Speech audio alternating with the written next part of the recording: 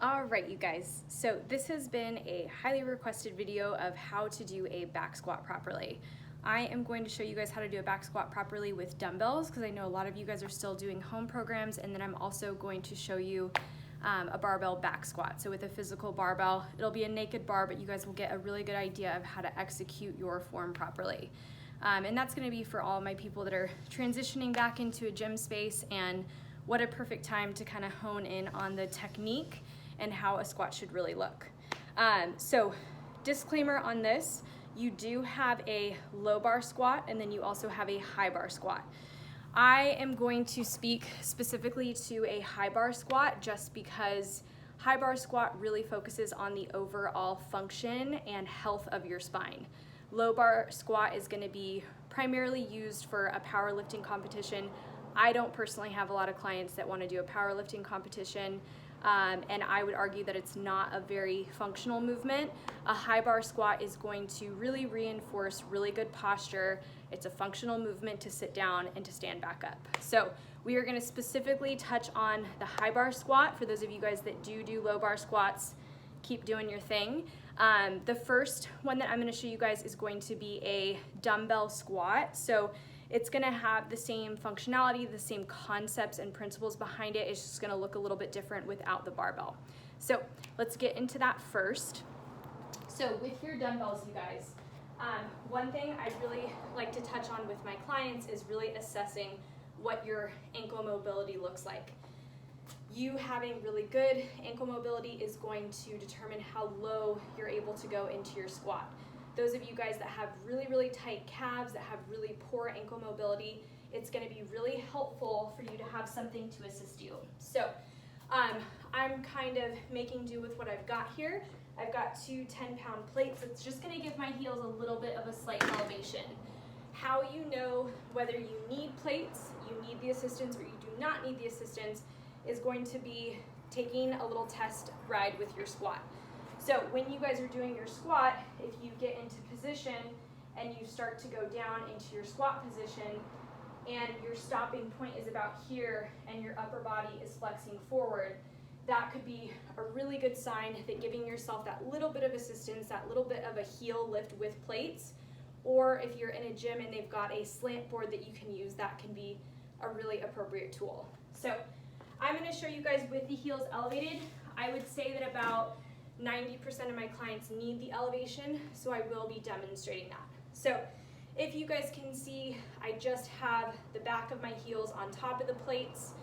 Most of my foot is on the ground, and I do make sure that my feet have full contact with the floor so that I feel really grounded, really supported, really stable.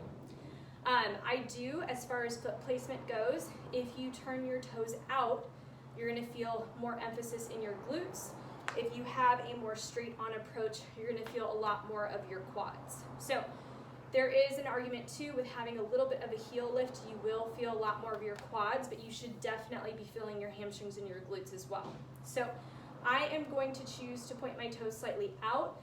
I do that for a majority of my clients because they are very weak on their posterior chain and really need help with developing more strength in their glutes and their hamstrings specifically. So if you guys were to set this up with dumbbells, I'm going to do this from a profile view so you guys can see me. You would grab your two dumbbells, get your heels set up at the very edge of the plates, make sure they're sturdy, make sure they're on a surface that's not sliding around. Dumbbells are going to come up top. I'm focusing on getting my chest up, my lats are tight and engaged so that my scapula is stable, so that I'm not flexing forward and I don't have rounded posture. I'm going to take a breath in to prepare, and I'm going to actually push my abdomen out so that I'm creating pressure in my abdominal area, into my trunk, and then I'm going to slowly lower down, driving my knees out, maintaining that posture. Abs are nice and tight, and I'm going to take an exhale to come back up. So again, notice how tall my posture is, and with the slight assistance of these plates, I'm able to stay a lot more erect or a lot more upright through my posture. Where I find a lot of issues with squats is when you guys are loaded up top, doesn't matter if it's dumbbells or a barbell, and when you go down into your squat, because you are so restricted, And it could be that the ankle mobility is tight, it could be glutes are tight, hamstrings are tight, quads are tight. When you guys go down and I start to see your posture go forward, that load of weight now is not in the center of your body, which is not going to be the best distribution of weight, not hitting the center of your gravity. So you inevitably are leaving yourself very susceptible to injuring your low back. So I would really advise, if you start to see the spine flexing forward, that we've really got to address posture issues, ankle mobility, and focusing on staying upright. So that might be reducing the load of weight, taking it into a prisoner squat where you can really focus on a nice tall posture, and also noticing the bottom position. So you guys will notice I can go pretty low into my squat. I have really good ankle mobility. But if I have a client that goes to the bottom of their squat and they start to see their tailbone wink under or their butt round under, that means that they're causing a lot of compression in their low back. So that really what it boils down to is that they're not engaging their abdominals. So usually with a client, if I cue them to engage their abdominals, to take a breath in and create abdominal pressure in their lower abdomen throughout their trunk, that usually corrects the issue. So it could just be that you are not properly engaging your core. So let's go ahead and take a peek at what that looks like now with a barbell for all of my gym goers. Barbell is going to be a little bit different as far as the bar position. So anytime I am getting set up for a barbell, you would obviously get under a squat rack, which is super important. You could use the plates as well. You could do your squat just on the ground, but again, that's going to be up to how good your ankle mobility is. So I'm actually going to choose to use the plates so that I've got space. I got to make sure I don't hit that. So I'm going to set it up to where my heels are on, toes are slightly out, and I want you to notice my upper body position. So my elbows are directly under the barbell. I see a lot of times the biggest mistakes is that the elbow is winging back.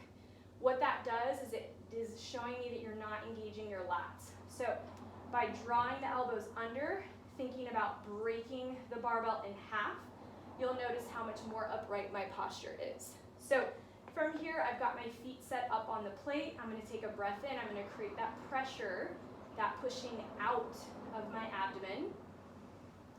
And then I'm going to start to go through my lowering phase. I'm going to stay upright, and I'm going to take a nice big exhale to come back up. Notice my elbows, at no point did they wing back. I kept them directly under the bar. My chin is up. The second you guys start to look down as you're squatting, that is where your spine will go. So chin up, chest up, elbows under the bar. You're going to take your time through the lowering phase, staying tight. Make sure you feel your lower abs, and then you're going to come back up.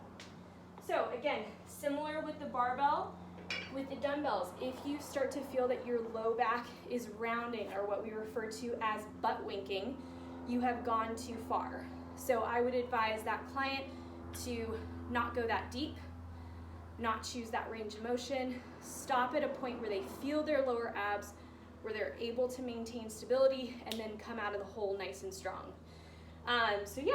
So that is our dumbbell squat for all of you guys still doing home programs. And then even if you were to do, dumbbell squats at the gym, and then covering that barbell back squat. So I hope that helps you guys. Please focus on good, intentional practices with your abdomen and nice tall posture. I don't know anybody that wants to be hunched over the rest of their life. We all want to have nice posture. So I hope that was helpful. Leave a comment if it was, and I will see you guys in the next one.